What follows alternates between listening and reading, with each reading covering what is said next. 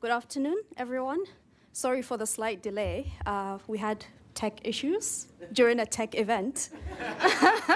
An irony fit for the end of the year, actually. Welcome to the Carnegie Endowment for International Peace. For those of you who don't know me, my name is Zainab Usman. I am the founding director of the Africa program here. And I want to welcome you all to this discussion on the U.S. Africa tech relationship. A key objective of our work at the Carnegie Africa program is to produce quality research that addresses real-world questions, research that provides policy insights for decision makers, and that we use in convening meaningful policy dialogues. Overall, we aim to advance ideas that will promote beneficial partnerships and influence transformative policy outcomes. Our work on digital technologies in Africa is a clear illustration of this approach.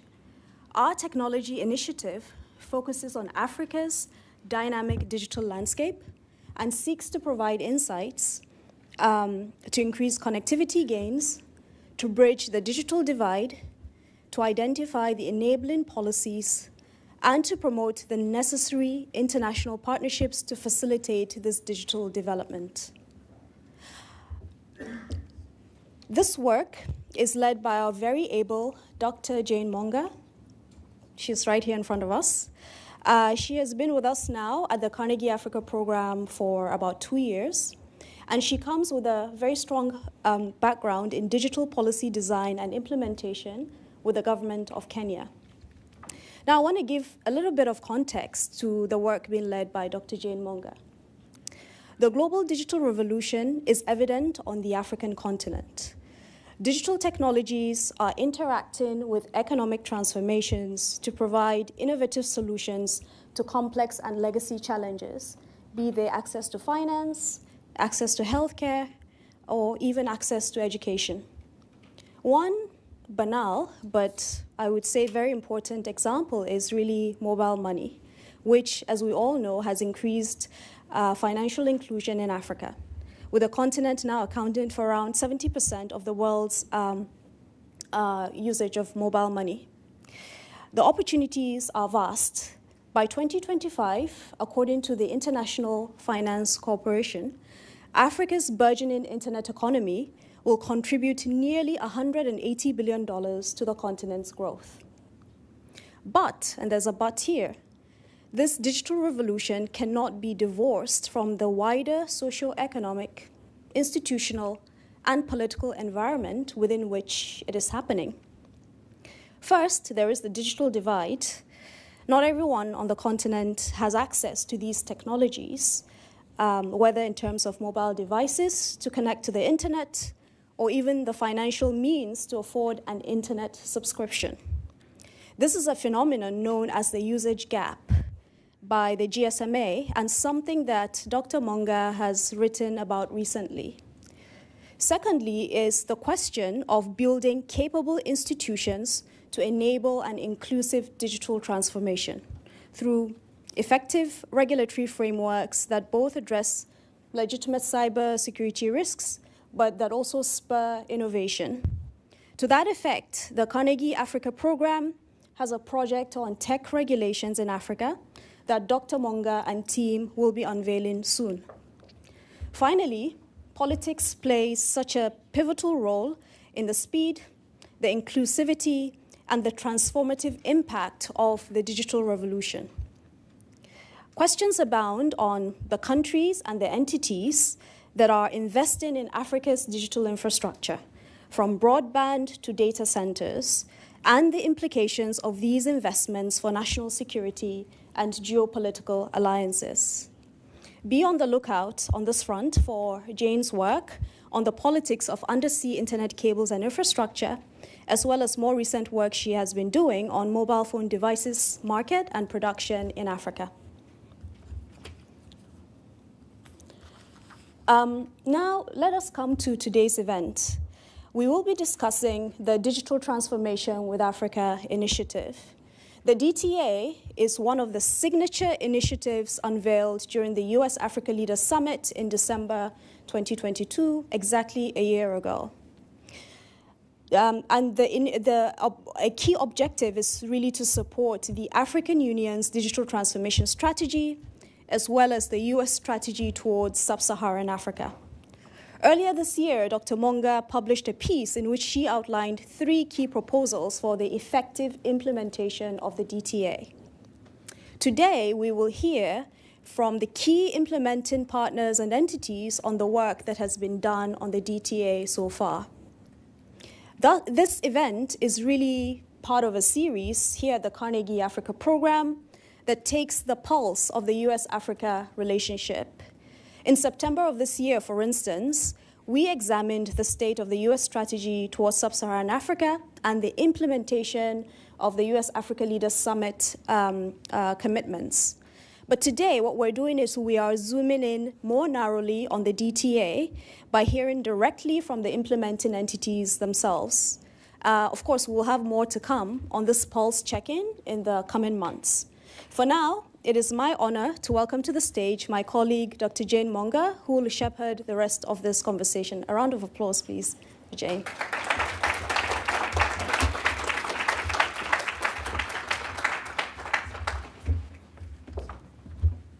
Thank you, Zainab. That was such a wonderful introduction. And good afternoon. Wow, it's a full room. Awesome. This is great. And greetings to all of you, those who are in the room, and to the audience that is online. We're really happy that you can join us. My name, as you've heard, is Jane Munga, and I work here at the Carnegie Africa program. We have a full agenda today, so get ready. What we have done today is a 3-in-1 session, whereby first we're going to provide an update on the DTA. Not we, there's a team here, is going to provide an update for us on the Digital Transformation with Africa initiative. Then secondly, we'll take a deep dive in understanding how the private sector can engage with the Digital Transformation with Africa initiative. And thirdly, we're going to have a fireside chat moderated by Dr. Zainab Usman with the Congresswoman Kamala Gaddafi. So again, it's a full agenda, and we can do this in the next 1.5 to 2 hours. So hold on. So ladies and gentlemen, the Digital Transformation Initiative is designed with a whole-of-government approach. It seeks to boost digital collaboration between the US and African countries in 3 interdependent pillars: the digital economy and infrastructure, human capital development, and enabling environment. Today, our conversation coincides with DTA's 1-year launch. So we have lined up an esteemed group of panelists who are at the heart of this work. And in the first section of this meeting, which I would like to start now, is to talk about the Digital Transformation Initiative, Digital Transformation with Africa initiative, and to hear what the US government has been working at. So please join me in welcoming the panelists. I will start with Senior Director Judd Devamont, who is a Special Assistant to the President and Senior Director for African Affairs at the National Security Council. He most recently served as the Special Advisor for Africa Strategy at the NSC from 2021 to 2022. So, Senior Director, I would request if you can join me on the podium, please. Thank you. Thank you very much. We're also going to be joined by 4 chairs of the working groups. Each of the pillars. The first pillar, which I said is the digital economy and infrastructure, has 2 co-chairs. The first chair is Fred Stewart, who is the Director of the Office of Africa within the International Trade Administration at the U.S. Department of Commerce. And the co-chair is Lisa Kope, I hope I said that right, who is the Senior Manager for Sub-Saharan Africa at the USTDA. She's also a cybersecurity sector lead on the digital infrastructure team at USTDA. Fred and Lisa, if you could also join me. Let's welcome them. Thank you. Our next panelist will be Christopher Burns, who is the Chief Development Officer for USAID and the Director for the Technology Division within the Innovation, Technology, and Research Hub. Prior to USAID, Christopher spent nearly 10 years with the Peace Corps and program and training officers for the Peace Corps in Niger. He is the chair of the Human Capital Development Pillar Working Group. Welcome, Chris. And last, but definitely not least, I would like to welcome Ashley Babner, who is a Senior Commercial Officer for the Bureau of African Affairs at the U.S. Department of State. She also leads the Bureau's Commercial and Infrastructure Unit, covering energy, transportation, and tech, alongside the United States Economic Initiatives for Power Africa, Prosper Africa, and the Partnership for Global Infrastructure, PGI. Ashley is a chair for the Digital Enabling Environment Pillar. Thank you very much, and please welcome.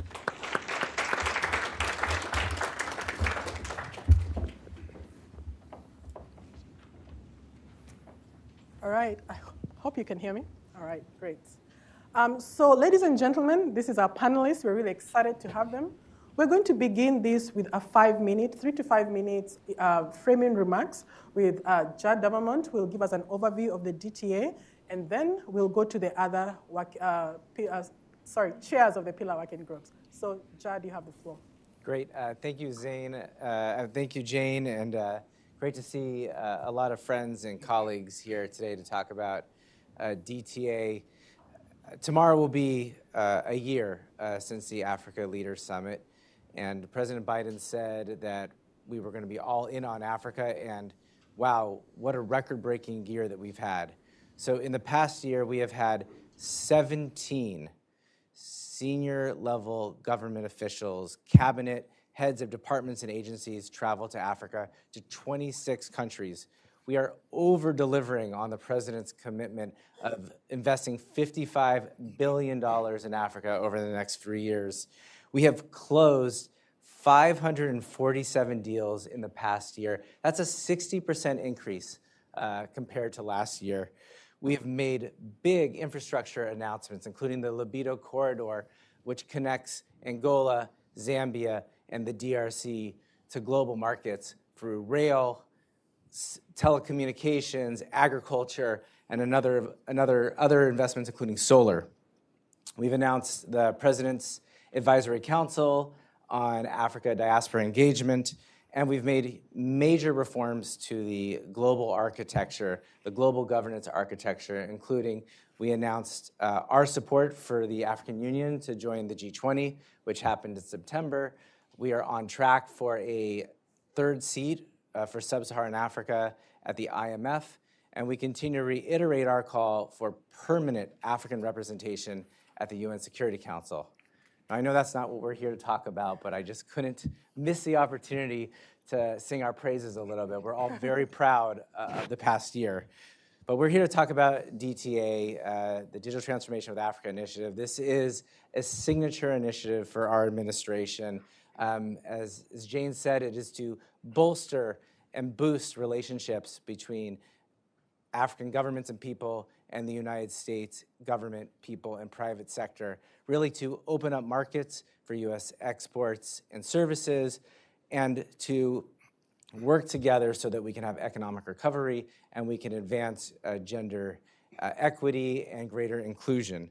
It's an $800 million initiative. About $350 million of that is programming, an additional $450 million for financing. It is in line with the African Union's digital transformation strategy, and as you'll hear today, it's been supersized by the Vice President's call to action, where she has asked the private sector and philanthropic organizations to join us in this endeavor. So I'm going to just give you 1 or 2 points about what we've done over the past year, and then my colleagues will fill in the details. But let me start with the boring things, which is the bureaucracy. We can't talk about issues here in Washington without talking about bureaucracy, but this is really important. Since the launch, we've established the African Digital Policy Council, which is chaired by myself and my counterpart at Commerce. And that's really so that we can steer and manage and coordinate all of the agencies that are involved in digital transformation with Africa. We've established 3 working groups that are focused on each of the 3 pillars, which we'll get into greater detail, but my colleagues here represent the key agencies: Commerce, State, USAID, and USTDA. Okay, the exciting stuff. So in the past year, we have spent $82 million on infrastructure, on projects, on programming, Some of the biggest ones is a data center in Ghana and a groundbreaking of a second data center in Kenya.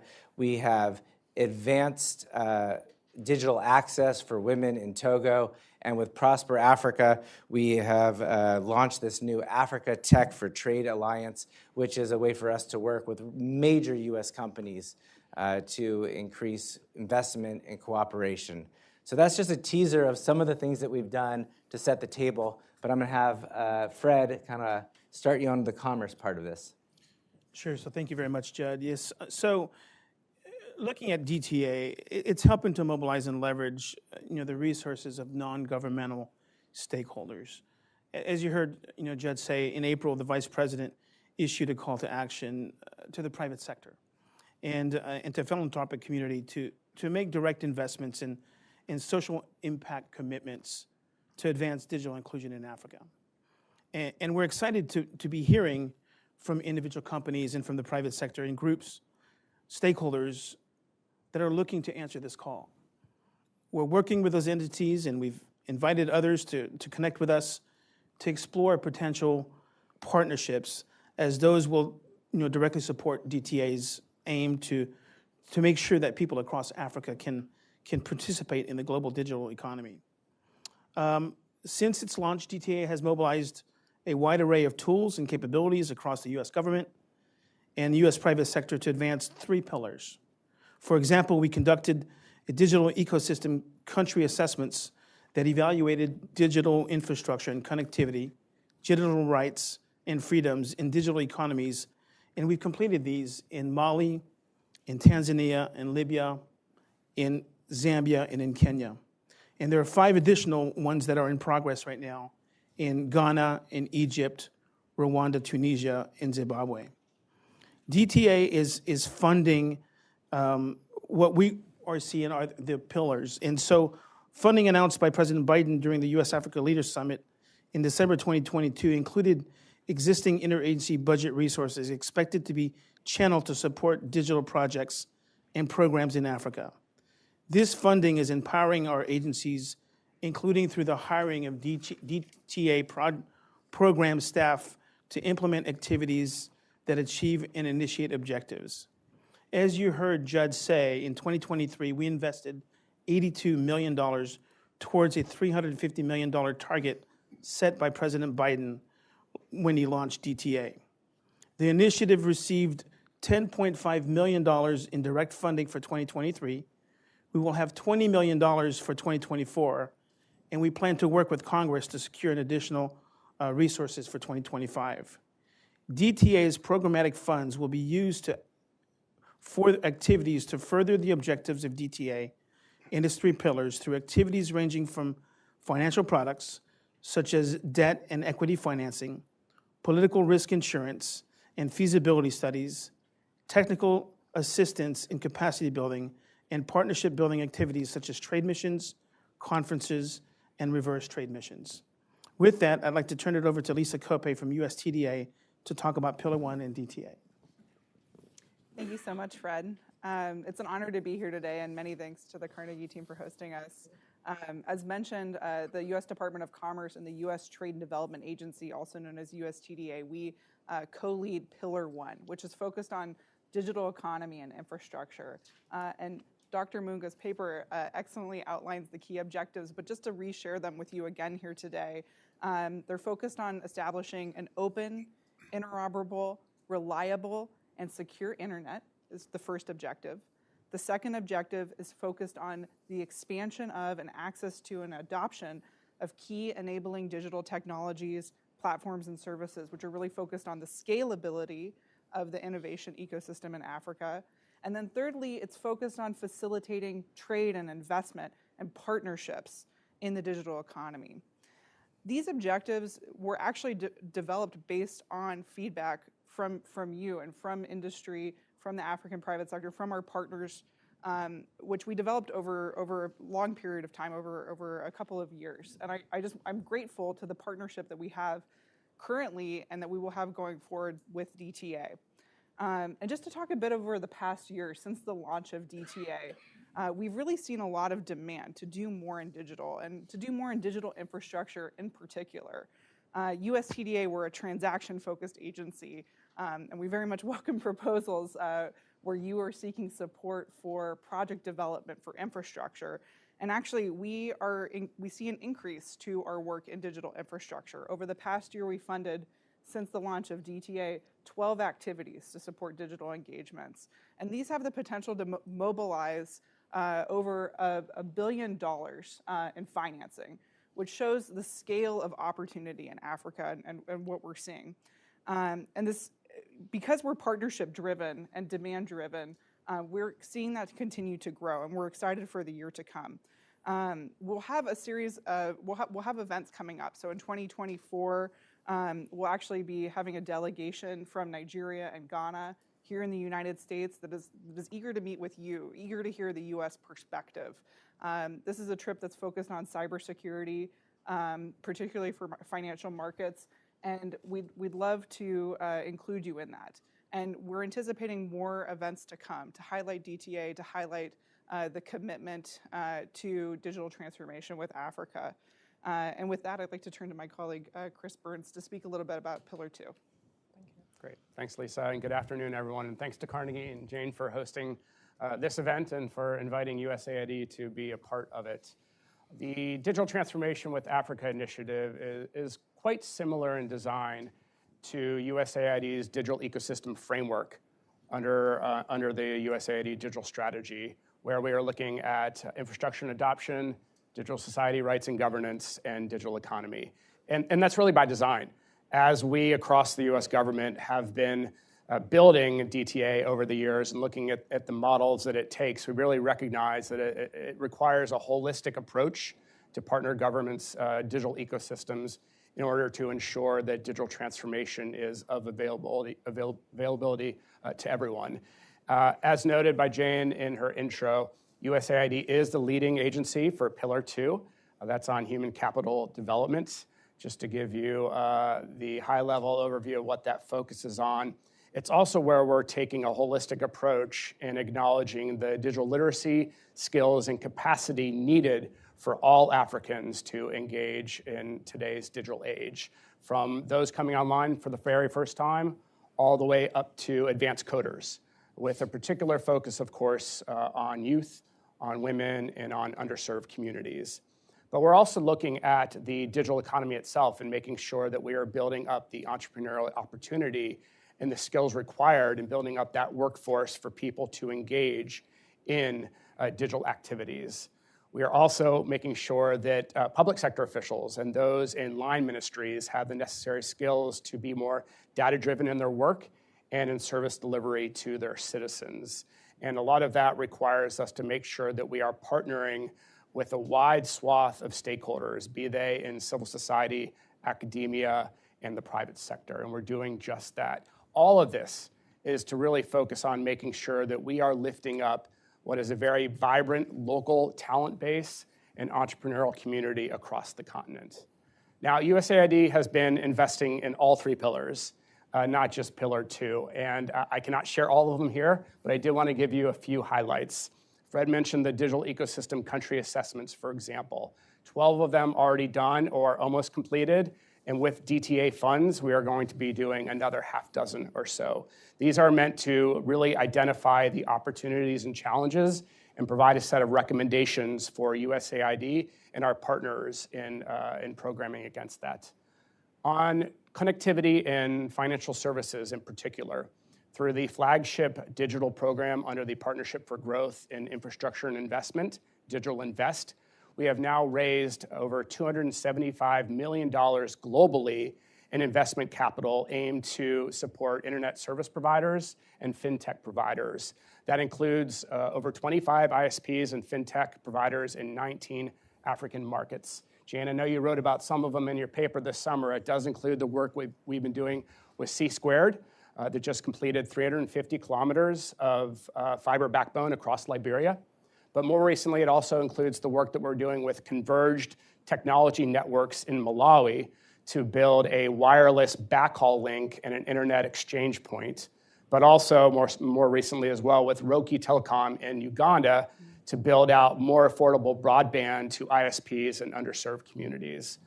We also have our Responsible Computing Challenge that we've been partnering with Mozilla Foundation for the last couple of years.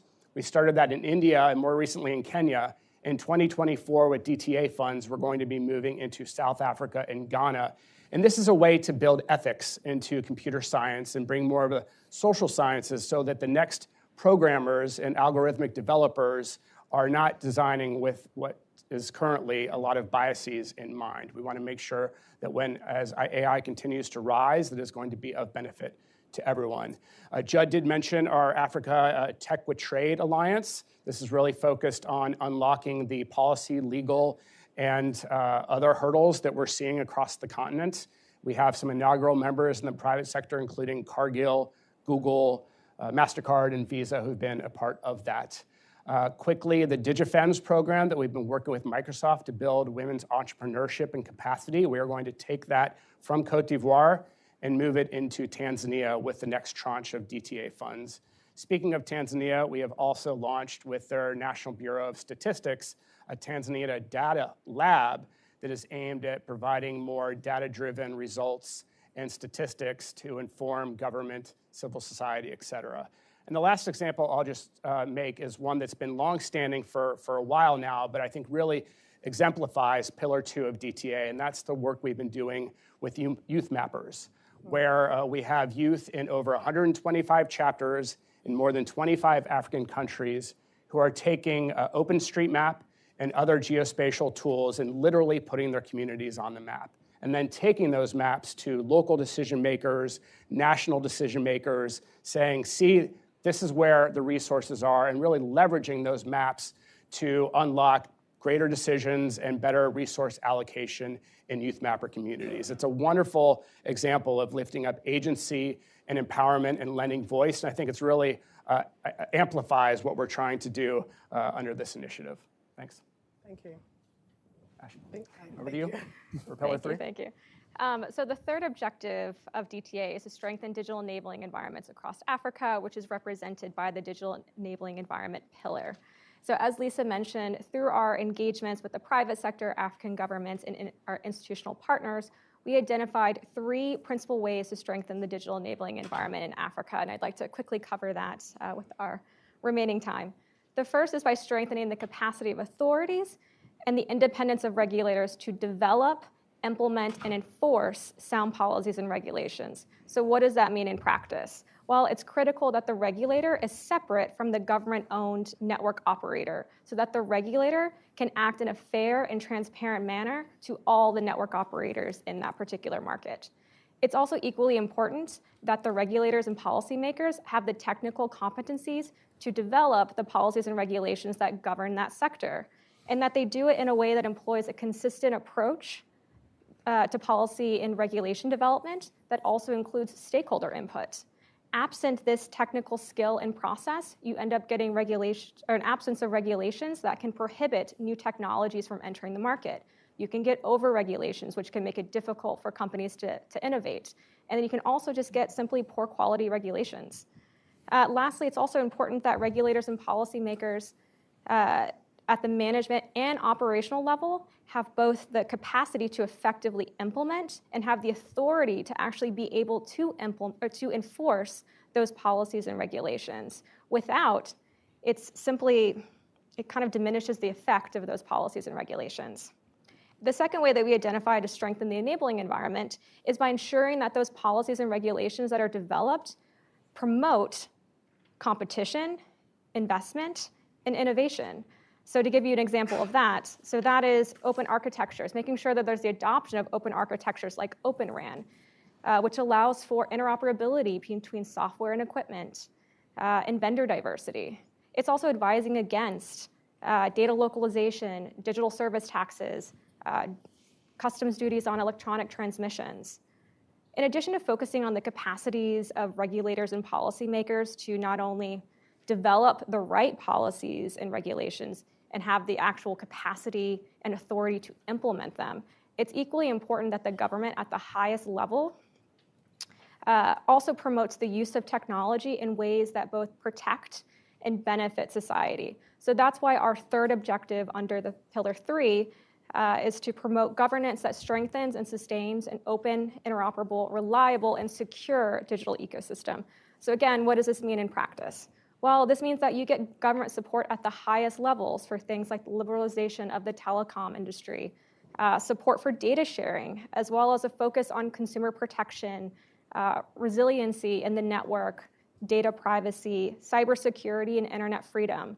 So a couple of examples of how we, under Pillar 3, have implemented our funding that we received from the president that was announced at the Africa Leaders Summit is through 4 key programs.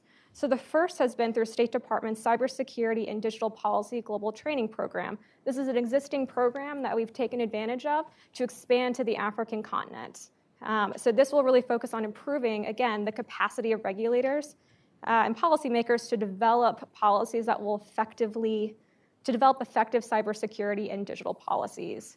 The next one is a joint collaboration between the Department of Commerce and the Department of State that expands an existing workshop, again, to the African continent that promotes cross-border privacy rules and helps the regulators of data to better adopt international standards for cross-border privacy rules. A next one is another one in Tanzania is with MCC. So they have funding to support Tanzania's data lab work with Tanzania's National Bureau of Statistics. So for the first time ever, Tanzania is making their 2020 and previous year's census data available to the public, so that the public, via an online dashboard, so that the public can use that data, so that governments at both the national and subnational level, so the private sector, and so NGOs can use that data to make better informed decisions. So this is a great way of ensuring that there's open access and transparency in data sharing in our policies. And lastly, USAID has launched the Civil Society Challenge on Disinformation. And so this helps to support civil society groups in Africa that play a role in helping to combat misinformation on the continent. So again, ensuring that the internet, ensuring that it's being used to protect and benefit society.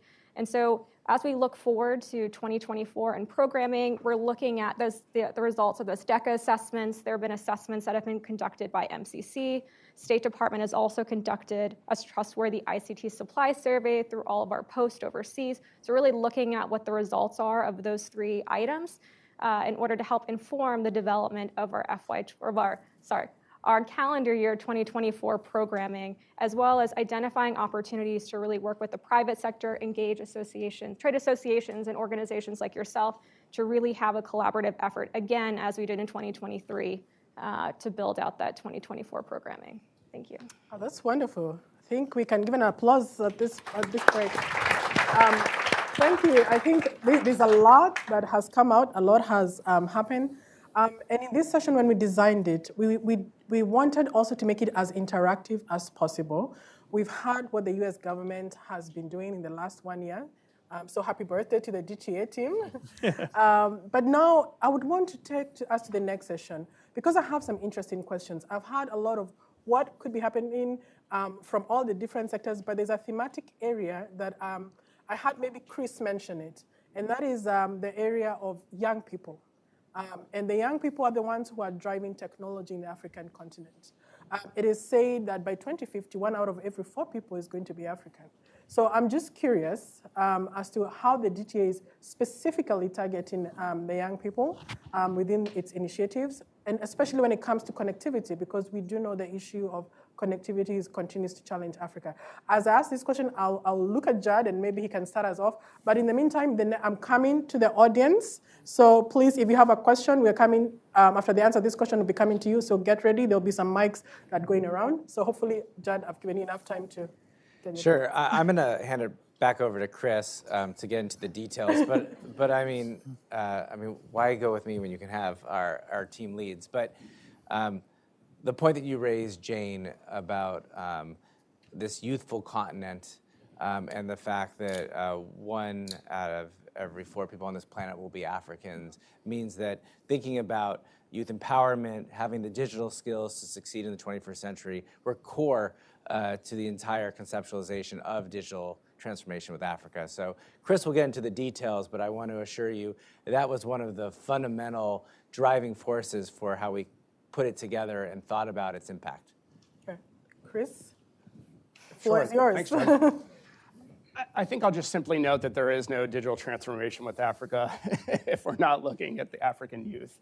And when you look at the over 400 incubators and innovation hubs across the continent and what's powering those centers, it is the entrepreneurial spirit of not just the African youth, but largely. I am not a digital native. Perhaps there are others in the room who also fall into that. But more and more, when we look at the youth across the continent, they are, in fact, digital natives. And they are acknowledging the tools and the ingenuity they have to solve local problems with local solutions. And as the digital economy is evolving, and as we're evolving in today's digital age, I think we're really seeing that resonate with the youth. And I'll share one example. I was in Ghana 2 weeks ago for the inaugural Cyber Resilience in Development Conference. This brought in 700 to 800 people from around the continent and really from around the world. And it was the first time that we had really acknowledged the importance of cybersecurity in the context of development. And why I make that example here is because as part of that visit, I did get to spend time with the youth mappers in the University of Ghana, and we started talking through these cybersecurity concerns. And of course, you have university students who are looking for their next jobs, right? Their pathways to employment. And we spent a lot of time talking about, for example, the work that Google Accra is doing on AI.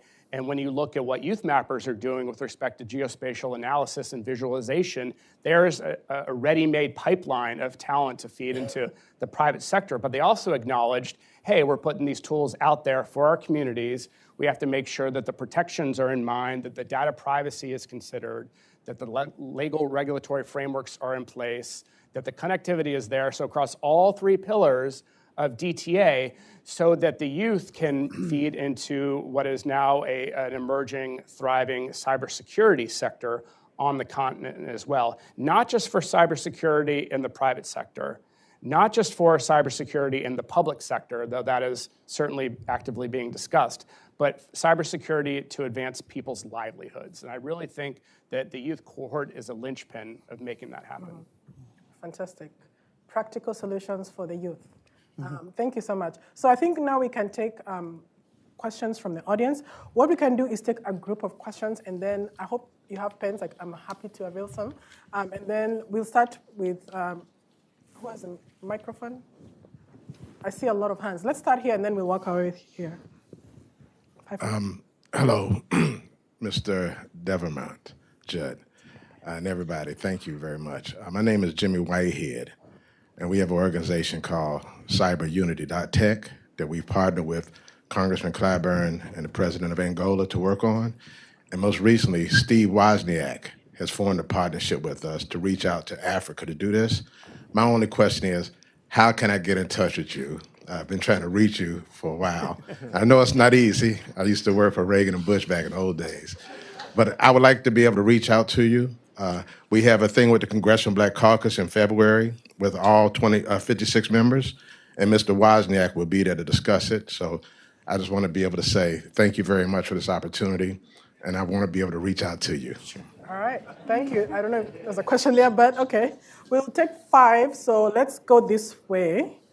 In the back, wait, I think where the microphone is, so let's go. Who has the microphone next to someone? Right there. Yeah, hi, thank you. I'm Govind. I'm from Media Network, and I'm a non-resident fellow here at Carnegie. My question is, in the context of digital infrastructure, how do you think about cloud and access to compute, particularly agency to Africa and not reliance on other external folks? Okay, that's very specific. Thank you very much. I had seen a question here with Tunde, and then there's a lady here. So we can start with Tunde. Those are 2. I will try and get to everybody, hopefully. Good afternoon, panel, and thank you all for this wonderful insight. My name is Tunde Ogunbade. I used to run a company called Accelerex on the continent, and it's in fintech. I want to focus on the second point, which is the human capital development, because I know the infrastructure is there and is growing, and all the rest around cyber would solve itself. But the biggest challenge as an employer of labor across multiple countries in Africa during that 10-year tenure was the exodus of trained people in those incubators in those different countries to places like Canada, Ireland, England, and even recently UK and other countries. So the question I have is, what do you think will solve the digital, the growing Gini index that is causing this exodus of trained local youth who have the capability and have the entrepreneurial spirit that can then grow the next Africa we're looking forward to seeing? Thank you. Thank you very much. We'll take, I know she has the microphones, and then we'll come to you, sir. Right. And I know Chris has to leave, and that question was specifically to you, so in the next round, we'll get you to answer first, please. So I'm going to add to Chris's burden. Please add all the questions to him before he leaves. Great. My name is Ramat Mohammed. If you can hold your microphone up. Yeah, my name is Ramat Mohammed. I'm into digital economy and private sector development in Africa. I had a digital media company in Nigeria for 5 years before coming back to the US. And I am definitely going to support what Tunde said about human capital development. But my question is, we're talking about closing the gap between US and Africa. But even within Africa, there's a gap between city and rural areas. So, you've got these city kids who, yes, they get into the accelerator, cybersecurity, AI, and then they jakpa, as we say in Nigeria, they leave. So, how do we make sure we get some of this to the rural areas as well so that those kids can come up? Thank you very much, Farshka. One last question, and then we'll go to the panel, because I do want to release Chris. Sir, hold on your questions. We'll come to you. I see Mark. I'll come to you too. Thank you very much. My name is Winston Ojukutu Macaulay Jr. I'm from London, England. I'm a journalist. Taking from the last question, the issue here is rural development.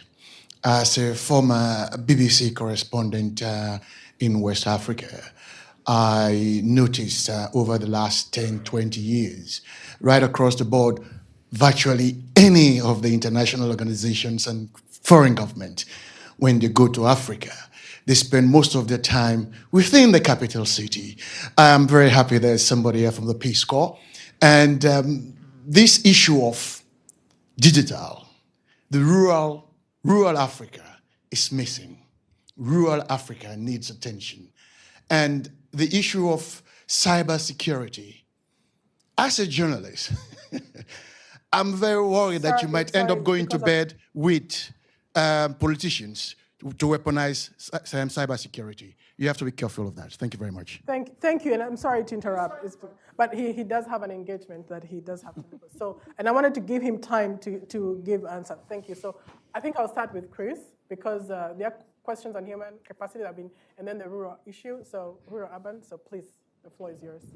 Thank you, Jane. And I apologize that I have to leave early because I think it's such an important conversation, but you're in amazing hands to cover some of these points. But very briefly on the rural piece, as I did mention, that we are currently investing in connectivity, not just in and around capital cities, but in rural areas, because we know without that infrastructure in place, there is not really the opportunity to seize upon human capacity development and really drive home this innovation that we're seeing across the continent. And it's, again, why DTA was structured around the 3 pillars, because they all need to be in place. But another piece of that, too, is just an acknowledgement that, speaking for USAID, but I think on behalf of other bilateral donors as well, as we look at more traditional sectoral investments in agriculture, in food security, in health, in education, in economic growth, whatever it may be, more and more you are seeing digital tools and technologies built into those. There is a component within USAID's digital strategy itself that suggests wherever there is a digital component in a sectoral activity, make sure that we are actively building in the digital literacy piece so that people, Africans of all walks, can be more comfortable engaging in an online world. And as we see the continued rollout of digital financial services, including mobile money that Zainab highlighted in her opening remarks, that Jane has also been researching, we know that that pathway out of poverty through financial inclusion, through digital financial services, is happening at the rural level as much as, if not more, than it's happening and the urban and peri-urban levels. And we know that as new business models and methodologies and services are provided to all Africans, that digital finance piece is a big component as well. And that is also baked into more traditional sectoral investments and activities. And the last point I'll just make, to your point about making sure that we are keeping that talent on the continent, and I'll kick it over to my commerce colleagues to build off of this, is really helping everyone realize that Africa is truly open for investment, that there are a number of existing successes, that the regulatory environment is ripe, that there are companies who are eager to bring their products, their talent, build the talent of Africans themselves. And that's a message that we need to continue to put forward as part of the U.S. government, but at least also alongside like-minded stakeholders as well, to make sure that we are crowding that investment within African countries. Thank you very much. Thank you. I know you have to take your leave, so thank you very much. We can give him applause as he leaves. We're not yet done. We still have a few. We'll take, I think Stuart will answer the other questions. Sure. And then there was also a question on cybersecurity that came from here. Who wants to take that one? You can listen. Okay, thank you. Yeah, so I thought that the point that was made by the gentleman over there with regards to the exodus is an interesting one, right? I mean, how do you enlighten, or how do you attract, how do you keep the youth on the continent? I think in some respects, as we start to evolve with DTA, what we're trying to do is to attract more U.S. companies into the market. We're doing this through trade missions. We're doing this through a series of events, and I think that will ultimately be successful. But the question that you pose is one that I think we have to look back at. This morning, the Deputy Secretary actually hosted about 35 African youth who are entrepreneurs, and they came from all parts of the continent. And many of their questions to us were about this idea of technical training, about innovation, and about what's there, for them in the future. Is it where they come to the United States and they find jobs, or is it where they do that, on the continent? I don't know that we have the ability to answer the question right now, but it is one that we really need to take a look at. It's one that, as we look at the size of the employment of the population of the individuals who we have on the continent, we're going to want them to stay there, right? All right, thank you very much. We are really running out of time, so I would ask Lisa and Ashley to give like 30 seconds, even below that. If you can answer and give like a closing remarks, then we'll come to you, Judd. And then we'll go to the next session where we're also still going to have a Q&A, so hold on. Yeah, just very briefly, I wanted to note, because there are a few points made about engaging across the value chain. And I just think this is a huge opportunity for us, and this is where we're seeing quite a bit of demand as well. U.S. TDA, for example, is supporting telehealth services in rural communities in West Africa, and we saw this certainly out of the pandemic as a huge need to help connect rural communities to access to healthcare, and digital is a cross-sector for that.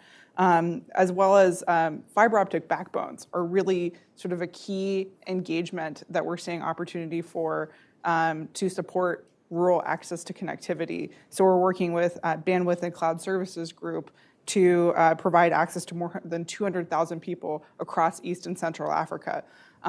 There will be more projects like this. We're seeing a lot of demand really across the value chain to support connectivity, whether it's in underserved communities in urban areas or in rural areas. We're really trying to help bridge that gap. And then just to close on cybersecurity, if that is an interest for you, as I mentioned, we have a delegation coming from Nigeria and Ghana focused on cybersecurity in February. I'd love to loop you into that if you could see me afterwards. It's certainly an area where we're seeing a lot of engagement, a lot of interest, and we will be hoping to do more. So I'd love to hear your ideas and how we can best collaborate on that.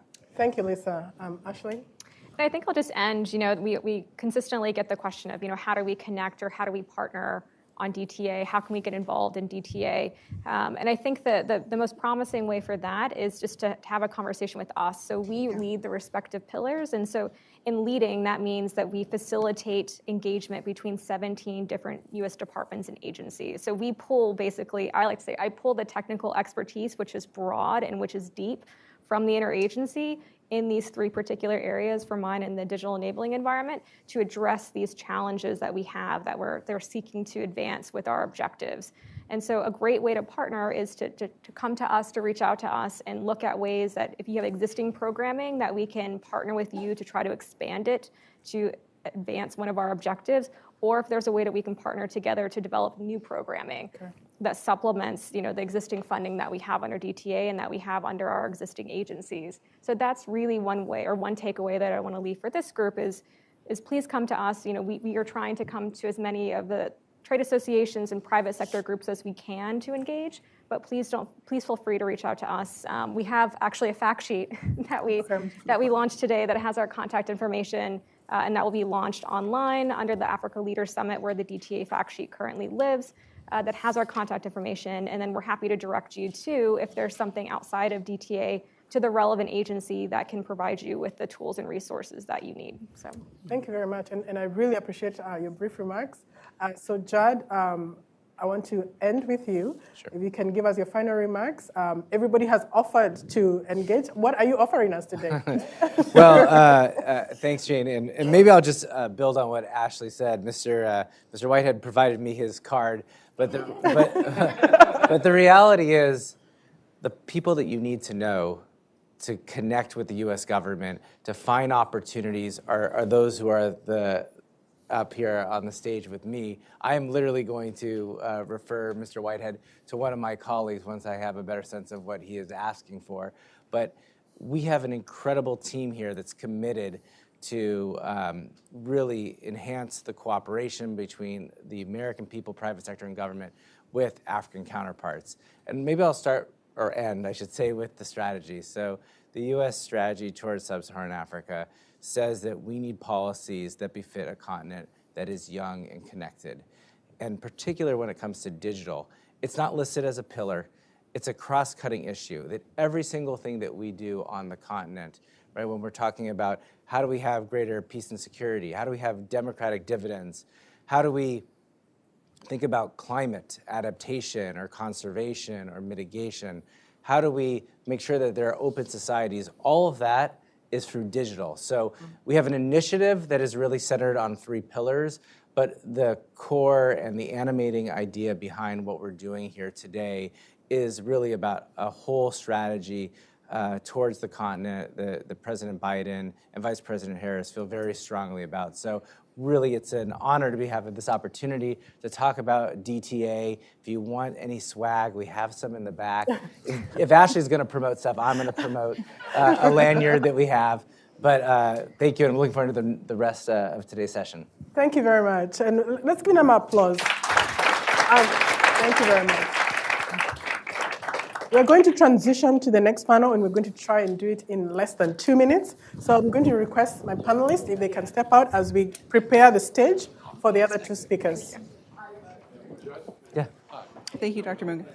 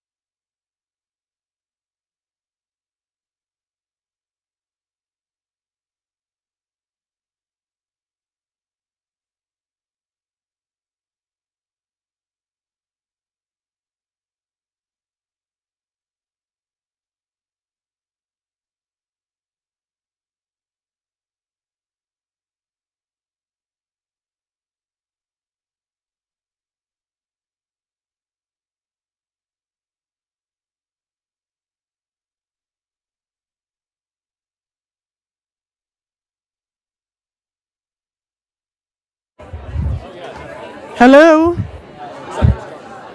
Good afternoon. Good afternoon.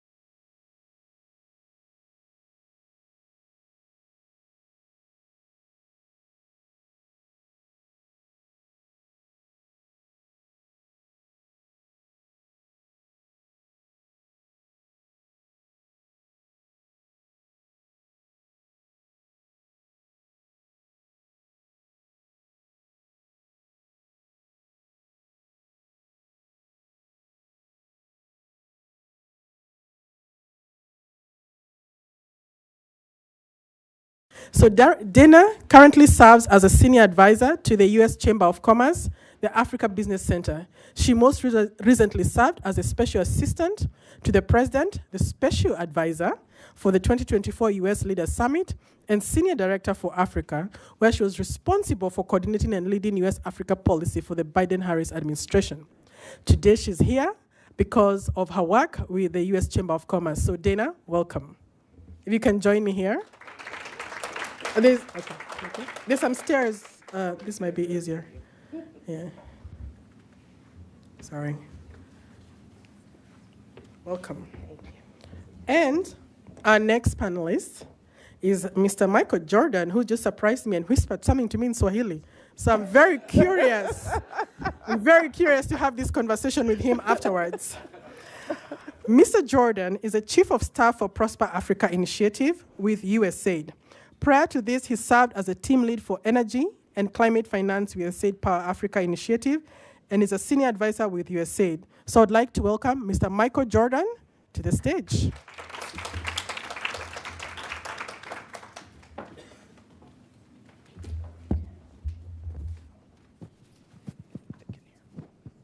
Welcome again. Thank you. And we are glad to have you here, Dana and Michael, to discuss how the private sector can engage with the DTA. And first and foremost, I would want to hear, what, Dana, are you doing at the Africa Business Center to encourage the private sector?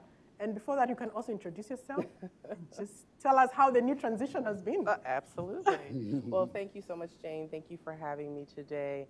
And Dr. Usman, thank you for having me here as well.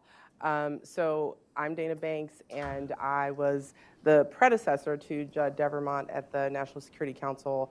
And it's really gratifying to see my colleagues from State and Commerce and USTDA who worked very hard on developing DTA with us when I was at the NSC. So it's really gratifying to see how you guys have really fleshed out the initiative. So from its inception as a baby, and you guys are taking it, and it's growing and getting legs and getting swag and all that. So thank you so much.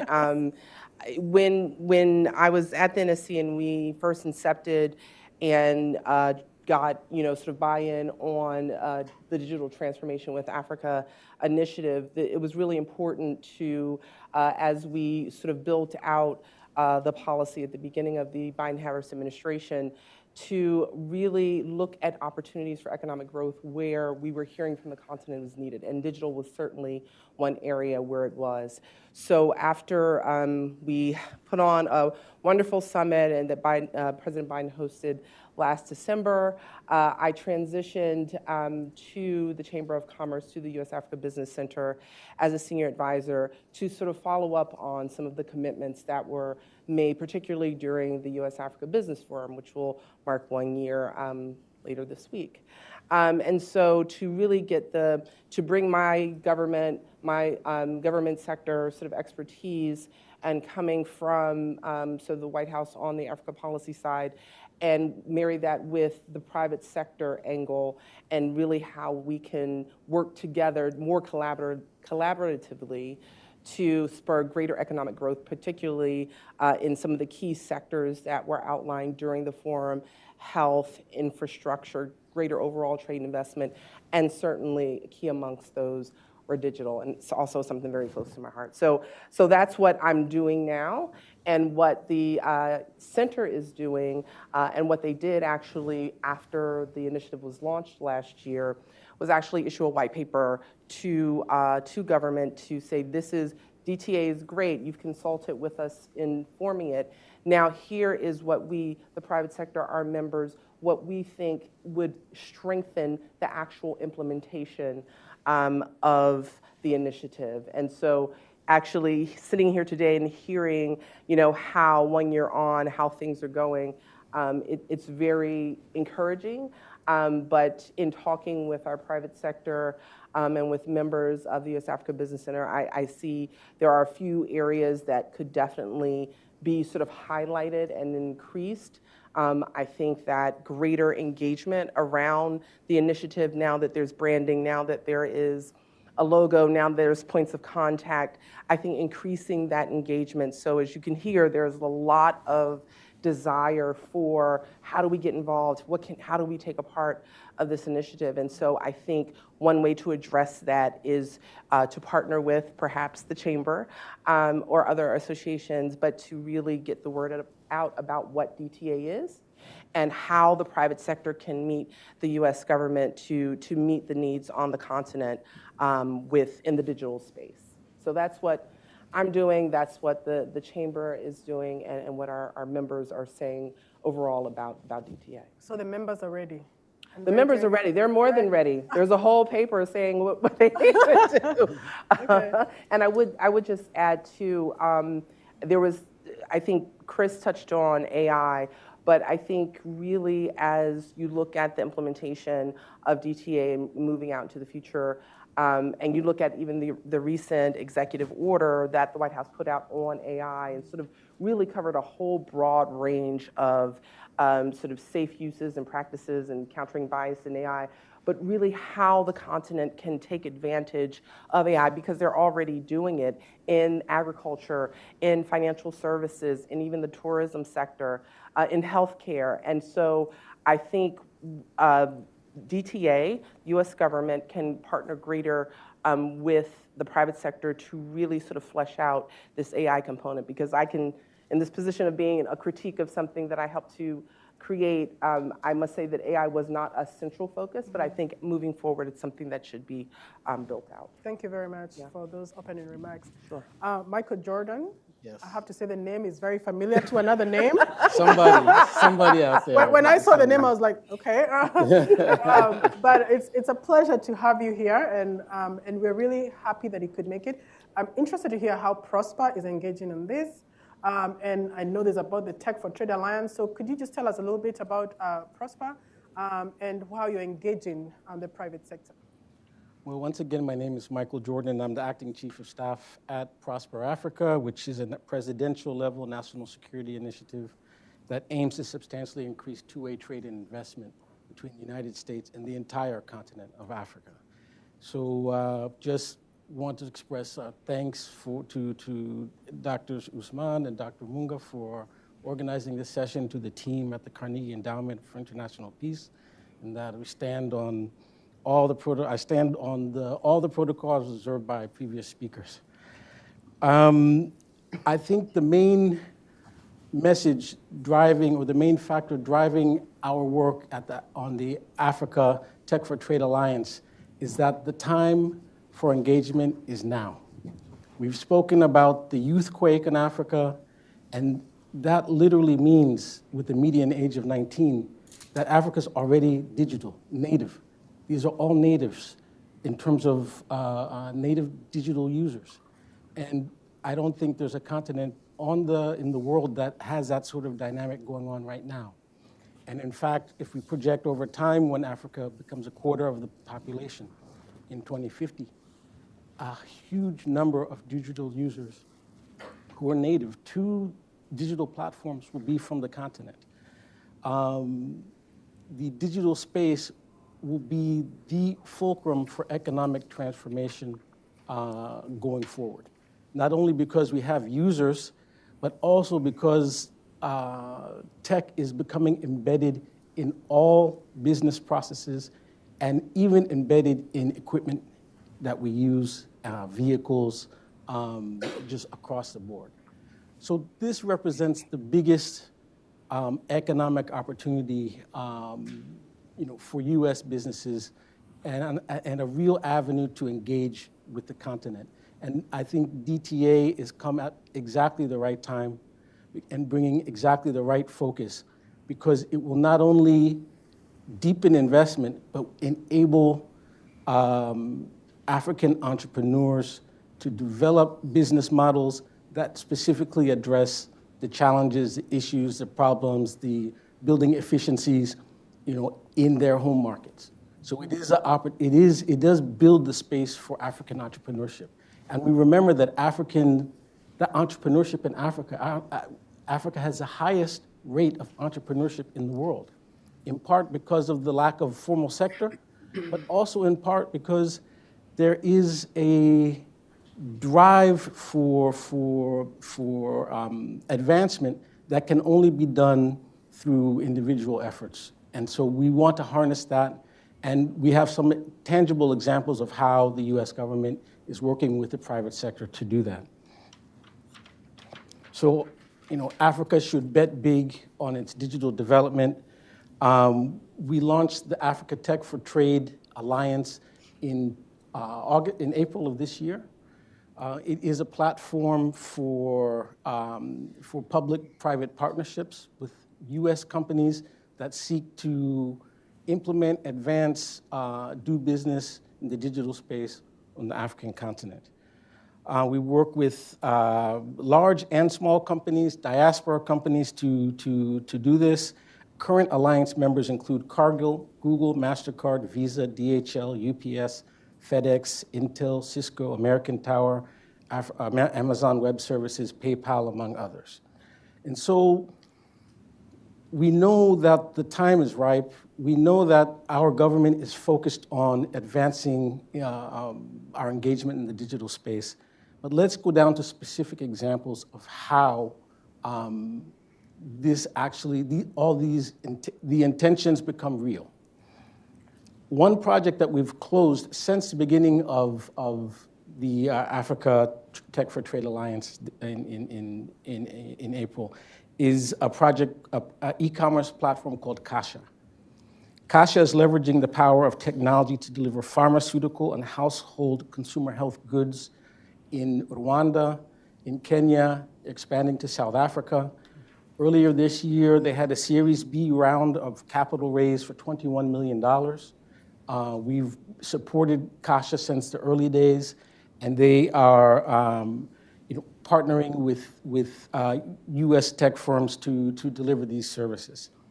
A second example is Botswana's leading supermarket and second largest employer in the country, a company called Chappies. This company is now working with Amazon Web Services, a partnership that we helped put together to offer farmers a direct-to-consumer platform for farmers to sell their goods immediately when they're ready for harvest. And in fact, farmers can take pictures of their goods, post them to this platform, and Chappies, with the software that Chappie is using now, they're able to make a buying decision, and within 5 minutes know if they can sell their produce to this supermarket chain or not, thereby bypassing so many layers of intermediaries, but also this augmenting the responsiveness and crowding in more and more farmers to supply their local markets that then build on the cash flows and the ecosystem within the country to expand economic growth. And so these are two specific examples that have come out since April And since we started this Africa Tech for Trade Alliance, and there's a lot more to come. I'm kind of, trying to hold our fire because deals are being finalized, discussions are on about when to go public and whatnot. But we've been doing a lot of on-the-ground, concrete work. And as Judd likes to mention, my colleague, something we're doing with Africa. We're not doing to Africa, we're not doing for Africa. We're being led by the demand on the continent and supporting Africans where they feel they need a business solution.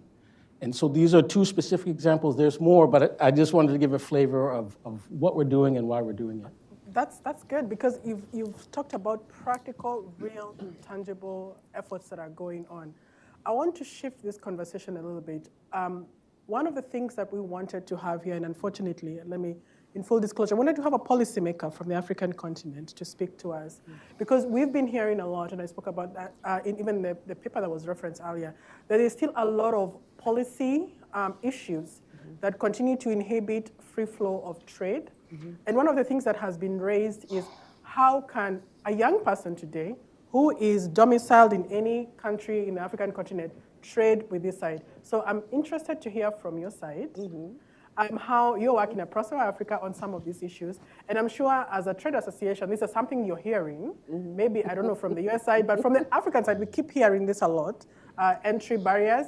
So what are some of the initiatives that for young people who are listening online today and they're interested in participating in these initiatives, how are you helping them and how are you working around the regulatory areas? Do you want to take that first? Or I can, yeah, sure. So I think to maybe just pull it up to 30,000 feet, and maybe, Michael, you can talk on some of the specifics. But so again, at the Chamber, what we're hearing, one, when you talk about the regulatory environment and that being a pillar of DTA, there is the African Continental Free Trade area is developing a digital protocol to help to facilitate intra-African trade.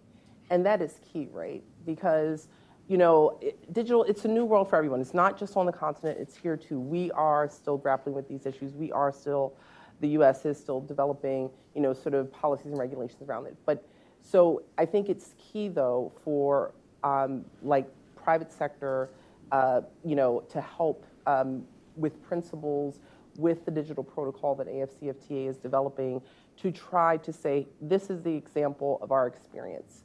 I believe the OECD recently came out with some principles, and there are others.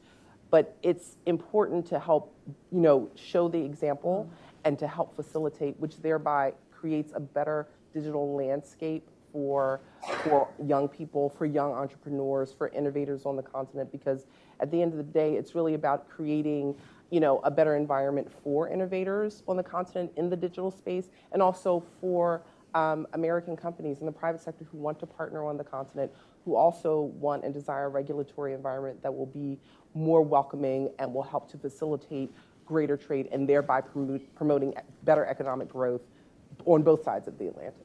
Amazing, thank you. Michael, I had you, the examples you used, you gave us some names of big tech and some of the big names are recognized. But now I want to take it down a little bit to that entrepreneur. In Kenya, we say the Wanjiko, the local person. So how are you engaging with them? We are working with our partners in the Africa Tech for Trade Alliance on, and I think we've heard mention of 400 incubators around the continent. We've recognized that SME capacity in the digital space needs to be augmented to match not only the opportunity, but just the vast numbers of youth who are capable of developing digital solutions for local problems. And so we have ongoing initiatives with a number of our partners in the Africa Tech for Trade Alliance on exactly this, supporting them to open training centers, supporting them to open incubation centers in select markets where they see the need, and that will ultimately build and drive traffic on the internet platforms that they offer. And so we've seen the need. We're driving directly towards that. We will have a few examples to announce, but I don't also want to announce too early. But we do have concrete examples in Kenya and South Africa that we plan to announce in the coming months. Fantastic. I want to hear this. That's the second time you've said it. So I'm really excited. I want to go to the audience now. I see two hands. I know there are also representatives here from government, maybe the diplomatic corps would also want to hear from you. So if you have any particular person on that. But I know Mark was from the last, so I'll give you the first opportunity because I saw your hand in the last panel. So go ahead.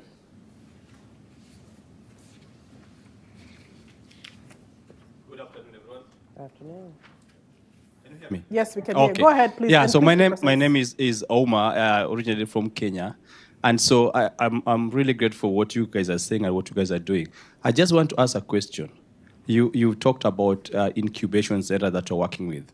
I want to add to the list of people you can work with. So originally being from Kenya, we are doing a wonderful job to make sure that what we see here or what's happening here is transferred back to the country. And you can use that. Users, we have a company called 780, which one, help kids to know how to do coding from the age of 5. Two, we have data analytics. Mark, sorry, if you can just go directly to your question because of time. Yeah, Thank you.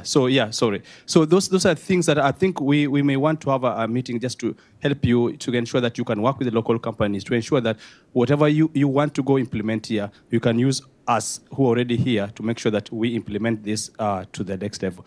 And of course, I'm looking forward to engaging with you and even the other people to make sure that we support you because of what you're doing. Thank you. That was a 30-second pitch, but thank you. Mike Nelson, please.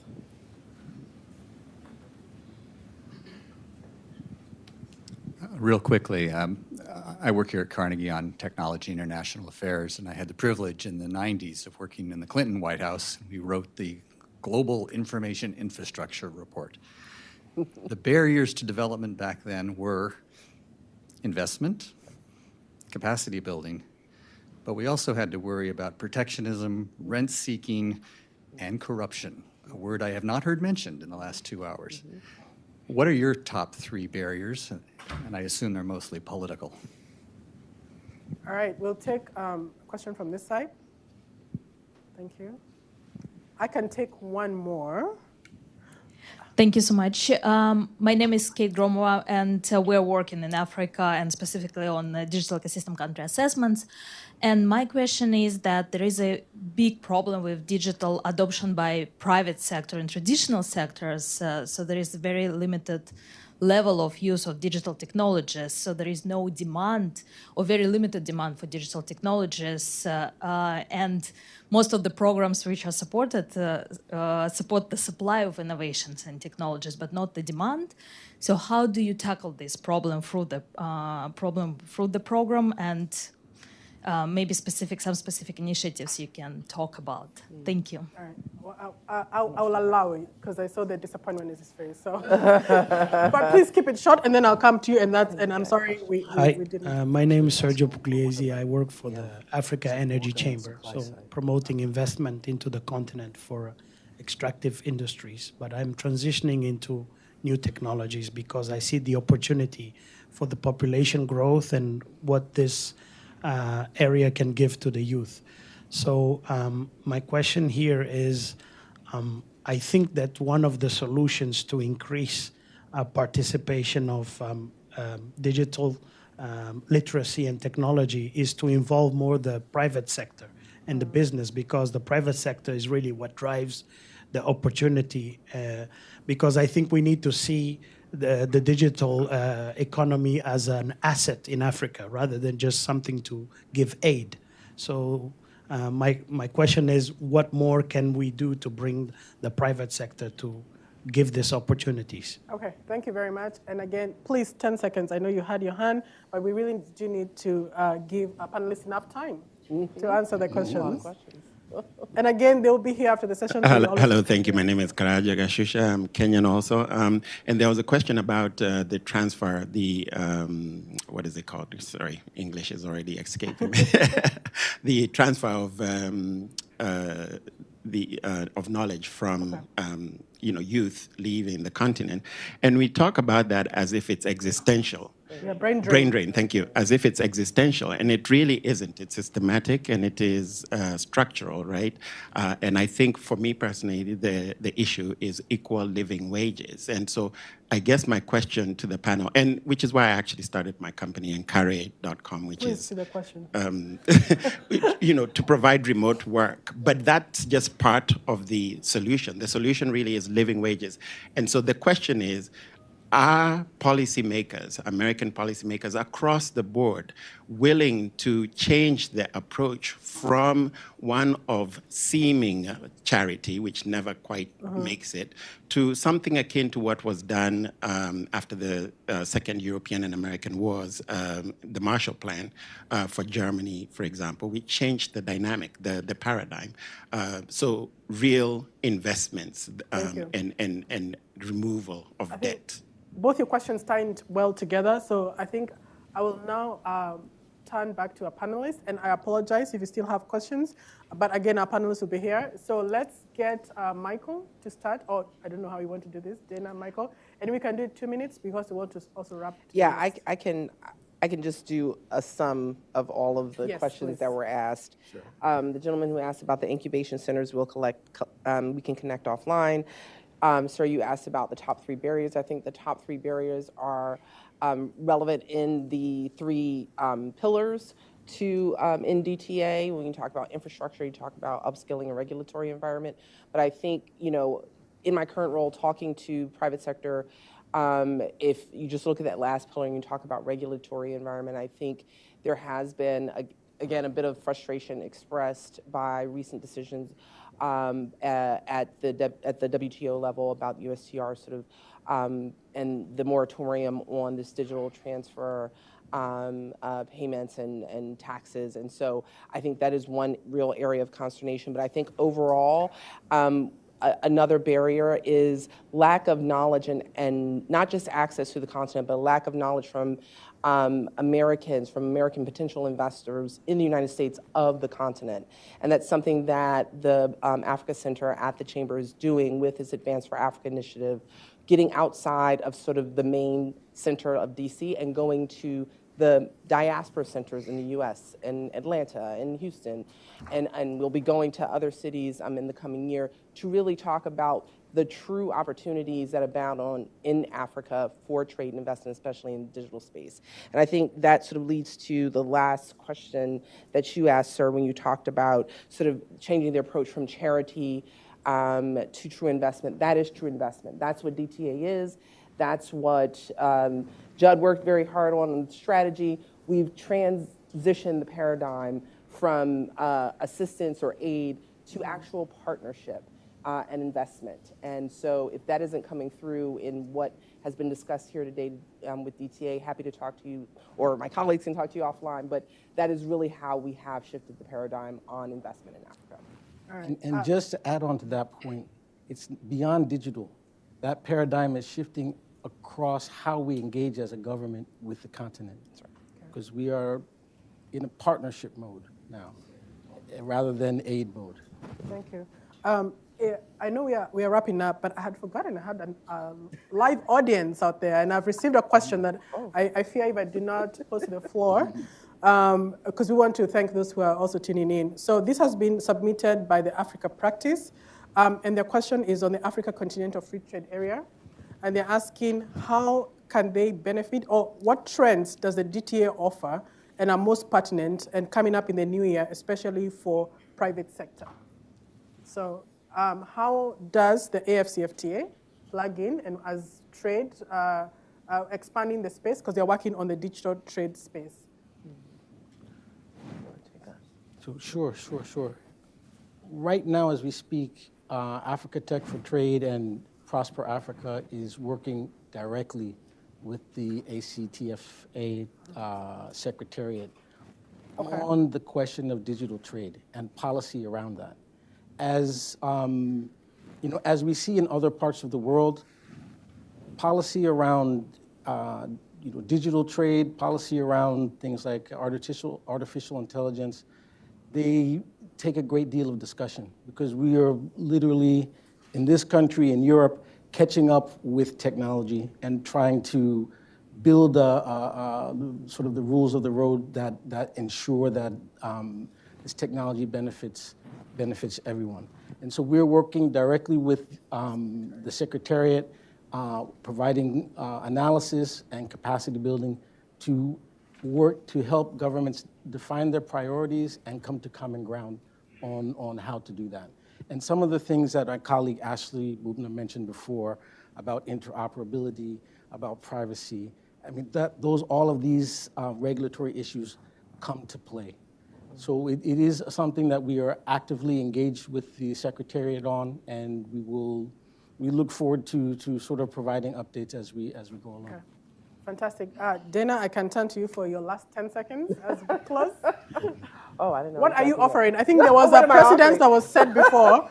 So, offering the opportunity, if you want to connect, to talk about, how the private sector chamber members are engaging on DTA, perhaps would love to host a session on sort of, DTA where it is now, and again, so that members really have a chance to ask questions and to seek greater partnership, to help partner and to really work on some of these regulatory issues that they can, but to also increase investment in upskilling and skills building, and in the digital infrastructure on the continent. So that's what I'm offering, greater partnership at the U.S. Africa Business Center at the Chamber. All right, thank you very much. And an applause to our guests. We're about to transition. We have a transition, another 2 minutes. We have our guest who is here. I've seen her arrive. So we're just going to demic, and then we can 5 minutes stretch. Great. And for the questions that you didn't get to ask, you're welcome to ask them.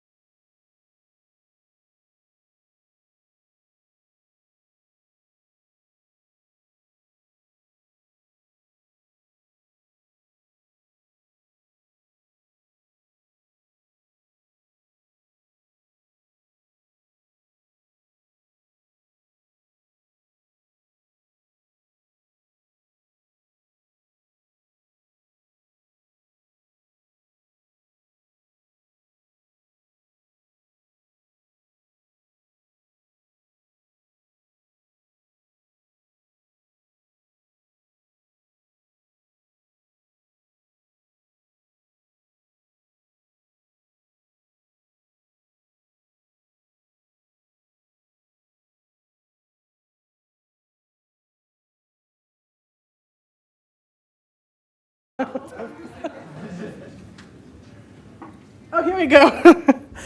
Here we go. Awesome. The next session will be led by our director, Dr. Zainab Usman. So I would like to welcome her to the podium. Thank you.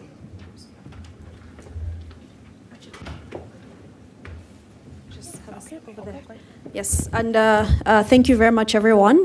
We have here with us Congresswoman Kamlaga Dove, and I will join her shortly. Let me get mine.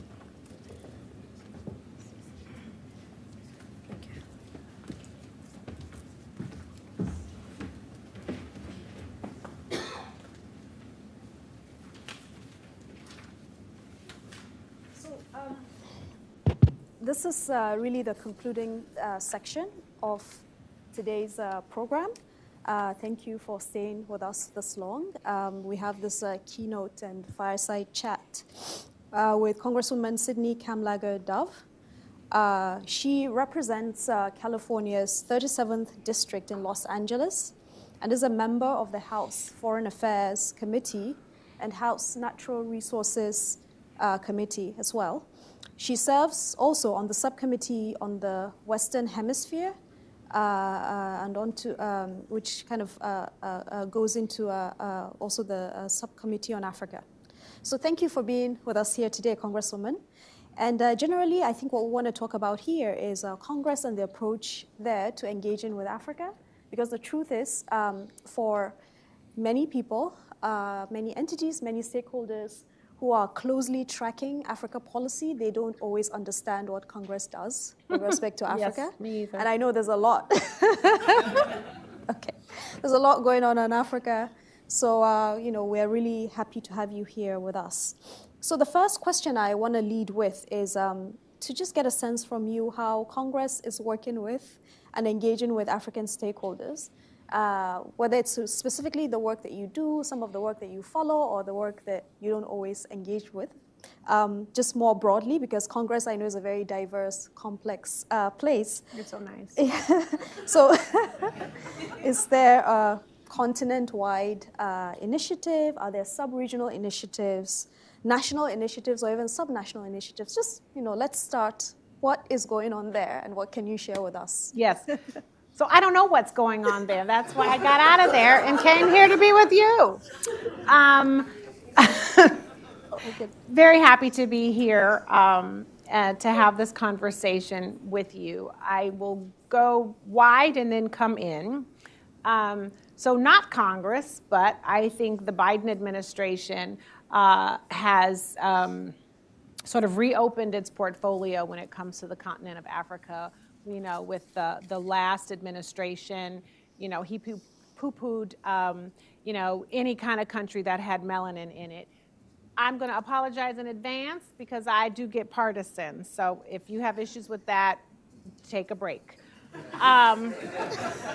But we know that the last administration was incredibly xenophobic and racist and didn't really see any value in the continent of Africa. So, you know, I'm actually grateful that the Biden administration has said, you know, yes to AGOA, you know, yes to AFTA, you know, yes to sending Vice President Harris on a tour with, you know, key stakeholders to say to countries across Africa, we're interested in you. Mm-hmm. Can they do more? We can always do more.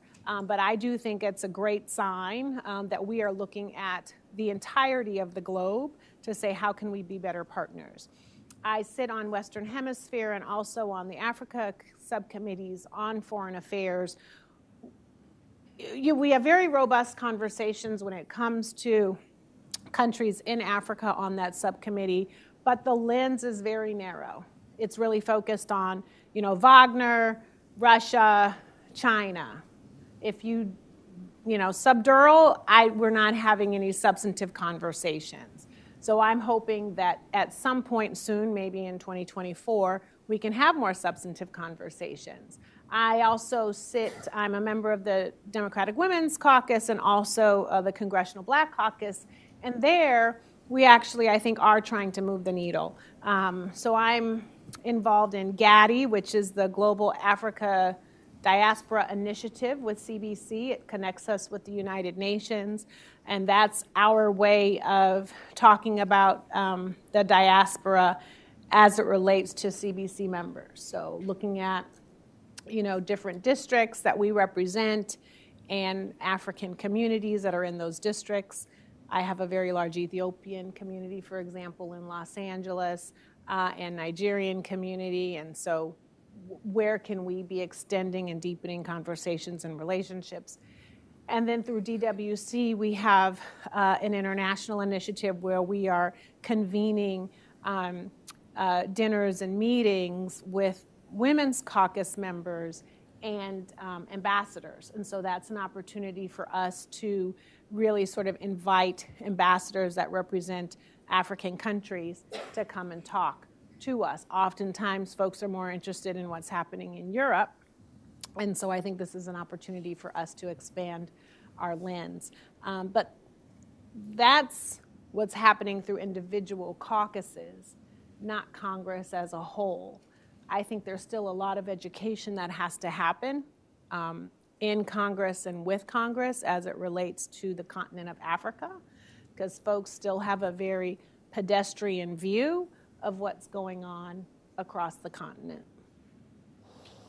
I want to follow up on that. When you say a lot of education needs to happen, are there specific areas that you have in mind, and what role can, whether it's think tanks, or I know we have some academics here in our midst, other policy experts, what role can we all play in ensuring that that education happens? Because Congress is such an important entity. But again, as I mentioned, that understanding of what is being done with respect to Africa is not always very, very clear-cut. Well, I think, if I'm going to be honest, it's sort of a 101 tutorial. I think if you did a survey of members, they probably couldn't tell you, they couldn't name 5 countries on the continent. They certainly couldn't tell you ethnicities that are in certain countries. And if they didn't have staff giving them talking points, I don't know where conversations would end up. We have work to do collectively to help Congress understand the value of the continent and to remind folks or to educate folks on why it is worth investing in the continent. Some people don't know that it's the future. Some people don't know that many countries, have incredibly young populations, incredibly diverse populations. There are innovations that are happening.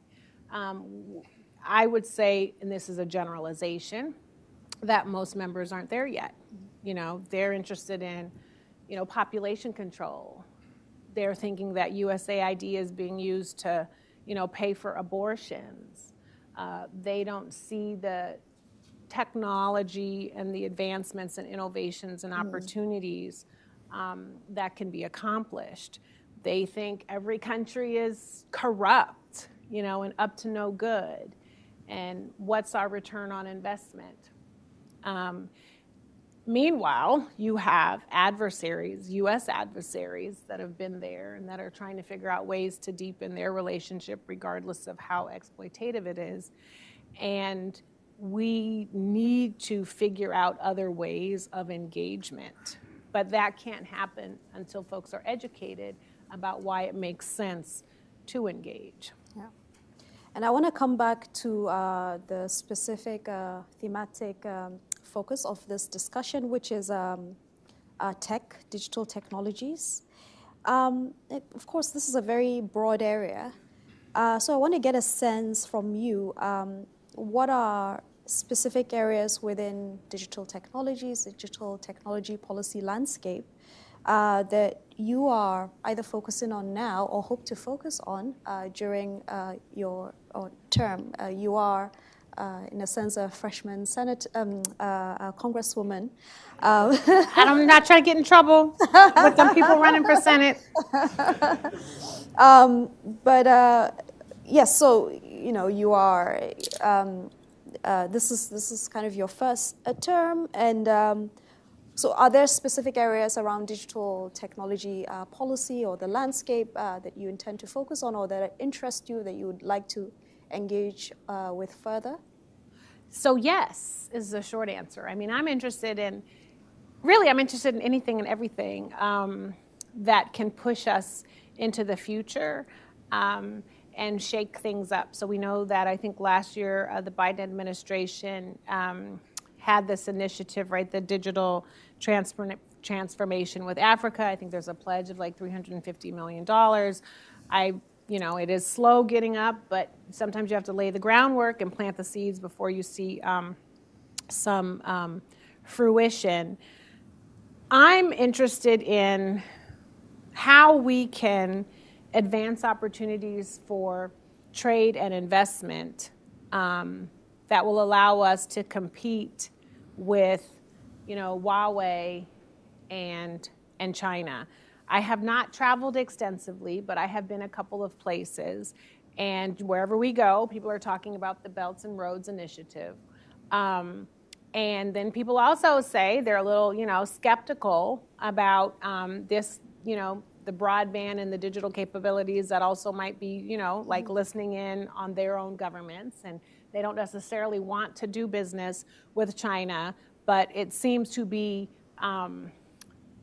the best option right now. So how can we accelerate, our assets here over there and create some flexibility with how those kinds of agreements can be made so that we can compete? I also think I'm interested in, the young people. I'm very interested in the young people. And, young people are hustlers, innovators, interested and able to do great new things with technology. And so how can we partner with, this younger generation in countries in Africa to kind of, push the needle, especially when it comes to arts and entertainment. Also really interested in sort of tech as it relates to healthcare and climate protection.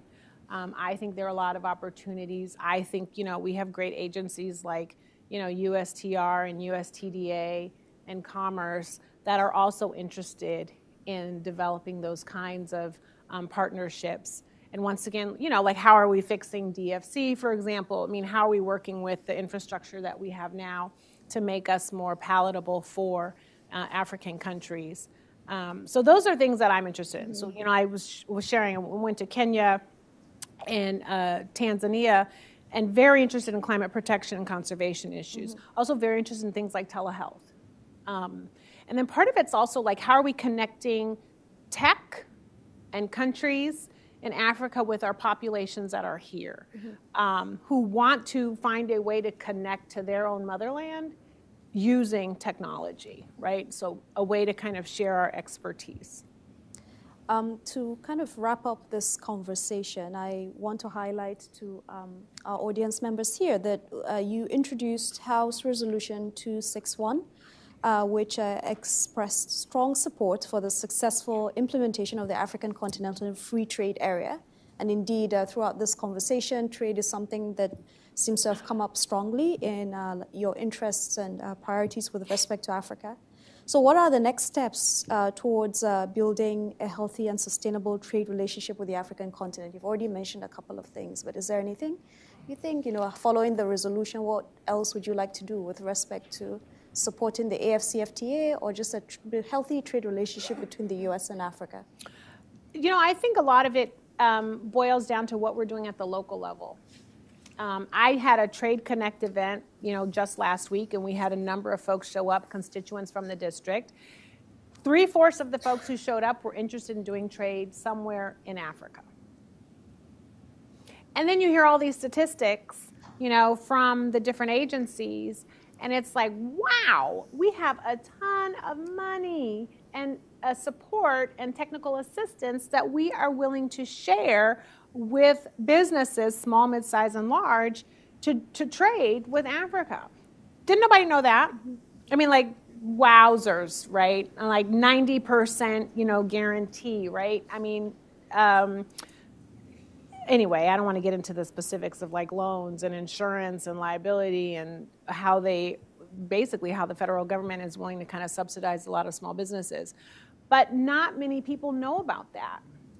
And not many people know exactly how to engage. So for example, when I went to Tanzania, we met with a number of folks, we met with the embassies, well, not embassies, there's only one, but we got a booklet, and they said, hey, we want to do trade. And I opened this book, I mean, it was everything from wanting avocados to wanting toilet paper to wanting paper clips. And I was like, what? I didn't know that that was an opportunity. No one else knew either. And so sometimes it's like simple things. It is simple things. So one of the things I learned is that, we're 4% of our trade is outside of our borders in terms of business. So of course everything's outside of the borders, but we're only looking at 4% of the rest of the world. So 96% of trade is sort of being gobbled up by all of these other countries except us. And we have businesses that are like, well, I don't think I can compete. Like, I can't do business over there. Well, if you're competing with all these countries here in the United States, then probably you can compete over there. Because last I checked, when I was going to countries, everyone's like, well, we think the quality is high, for American products. So we have to do a better job of educating our own folks here about opportunities that are available to us over there. And then we have to do a better job of making the connections and the links. And I think that's where, we can all play a role in having those kinds of engaged conversations. You just mentioned something about work that needs to happen at the local level. And indeed, I've been part of conversations with a number of states here in which we have those subnational entities very much interested in doing outreach in a number of African countries to promote their businesses in their states. So I think there's a lot of interesting work to be done in that area, but also I think a lot of promise with respect to kind of subnational commercial diplomacy, in a sense, driving U.S. Africa trade. Well, you say that, and then I start thinking about my district, and we have sister cities. I don't know how many of our sister cities are African countries. Obviously, the mayor of Los Angeles, was in Congress and chaired the subcommittee on Africa. But I think those are also great opportunities to create a different level of engagement. What does it mean to be a sister city, and how do you create, a deeper kind of partnership that allows you to explore these other opportunities? This thing says 5-minute warning. Yes, indeed. Cue for us to round up. So on that note, thank you very much, Congresswoman Kamlager Dove. Thank you. Please, a round of applause to her.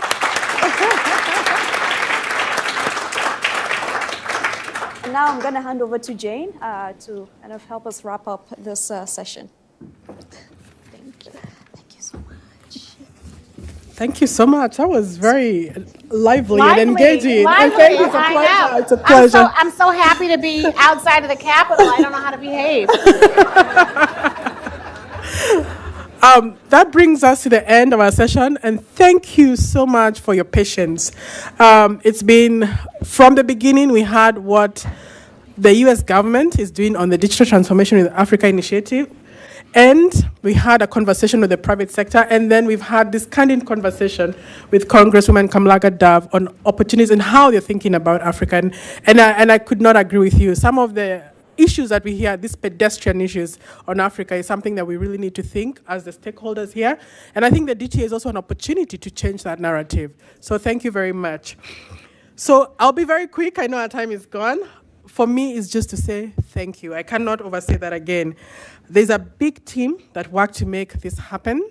There's Drew back there. If everybody could just say thank you, Drew, because he really, really drove this. But he was not alone. There's a team. I know there's Blaine. Blaine, I don't know if she's around here. I also want to say Mira, the comms team. I don't want to call all of you, Diana, all of you. Emily, Zach, thank for all the mics. I know we have to keep changing everything. So I really just want to take thank you so much. And then to my panelists, thank you so much. The commitment for you to come here this afternoon, and I'm looking at all of you. Aditi has not spoken, but she's done all this the back and forth, getting everybody here. Thank you very much. And we hope, yes, please, let's give her a clap. I hope I'm not in trouble. But we hope to see you next year. There's a lot that has been said. We're going to continue tracking the tech initiative here at Carnegie Africa. Oh, I see Saskia. Thank you, Saskia, for all your support. We'll continue tracking this. We're going to have this more and more conversations. As Dr. Zainab said, that this is just a series. It's a stockade. We're going to have this series of events. So thank you, Dr. Zainab, for your opening remarks and for that conversation. And with that, I want to say happy holidays. And God bless you. Thank you very much. And have a great time interacting and talking to each other. Thank you.